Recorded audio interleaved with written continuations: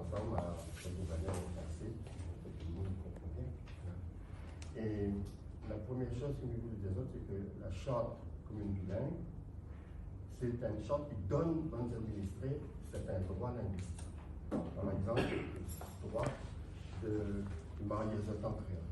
Quand on assiste à un mariage en créole, on voit le cœur il cause. C'est plus une langue administrative, c'est plus une langue déjà incompréhensible pour un bon peu nous, mais c'est la langue du cœur. Hein. Bon, donc c'est des droits, un certain nombre de droits supplémentaires. Bon, c'est vrai que c'est très symbolique pour l'instant, mais n'empêche que les symboles sont toujours très importants. Alors, maintenant, deuxième point sur lequel, et là il n'y a rien d'obligatoire pour l'administré.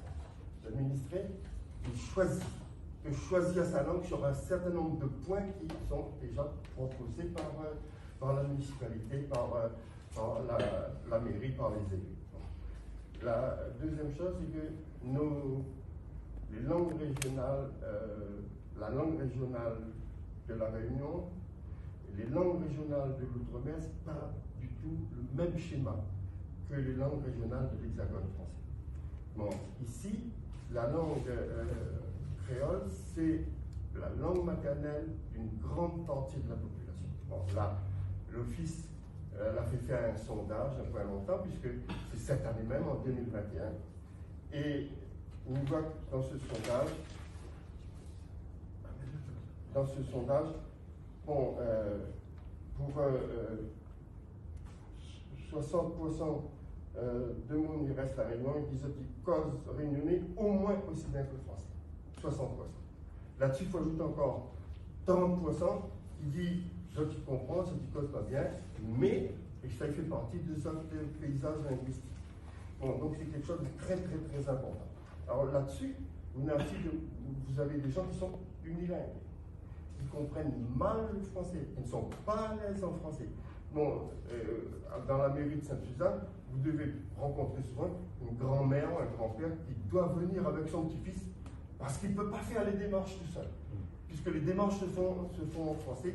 Et bon, même si l'employé communal aujourd'hui, il fait l'effort de répondre, il essaie de se le faire, mais ça n'est pas quelque chose qui est officiellement reconnu. Bon, à partir de la signature de la charte, ça sera reconnu, ce point-là, et dans c'est un des points de la charte. Bon. Donc, notre problème à nous, en fait, c'est de voir comment cette langue a une importance capitale, mais elle a une importance capitale au niveau de l'enseignement aussi.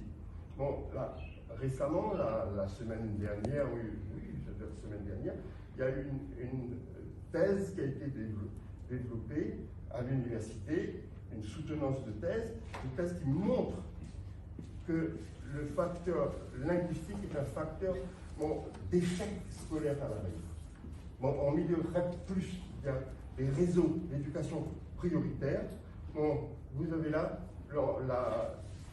bien sûr, l'illettrisme, c'est un phénomène qui est plurifactoriel. Mais parmi ces facteurs, il y a le facteur linguistique qui est très net, très fort, très prégnant, et c'est capital. Aujourd'hui, on ne tient pas vraiment compte de ça.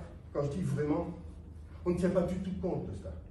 On fait comme si l'enfant parlait français, ce qui est complètement faux dans ces milieux-là, dans ces réseaux-là. Bien entendu, il y a des écoles où les enfants parlent français, où ils se débrouillent, où la langue n'est pas un facteur d'échec. Mais malheureusement, dans d'autres, c'est un facteur d'échec très important. Donc pour nous, notre lutte, bien entendu, c'est au niveau des communes que la langue prenne créole, la langue réunionnaise prenne davantage de place. Ça c'est clair et net. Mais il y a une deuxième bataille qu'il faut qu'on gagne, c'est faire reconnaître les langues de l'outre-mer comme langue maternelle de la population. Et de là, et tirer toutes les conclusions de ça. C'est-à-dire, si c'est la langue maternelle, eh bien, il faut aussi développer l'esprit de l'enfant dans cette langue-là. Si c'est la langue maternelle, il faut aussi s'assurer qu'il possède la langue d'enseignement. Donc, il faut que ça soit en partie au moins dans cette langue maternelle, et après apprentissage du français, en même temps qu'apprentissage du français, le passage, quand je dis passage, le mot n'est peut-être pas juste, mais ajouter, prendre un deuxième médium d'enseignement, qui est le français, quand l'élève aura suffisamment progressé dans cette langue. Donc, merci beaucoup, merci Monsieur le maire, merci le conseil municipal d'avoir fait voter cette charte. Et je suis vraiment très très heureux qu'on la signe aujourd'hui. Merci beaucoup.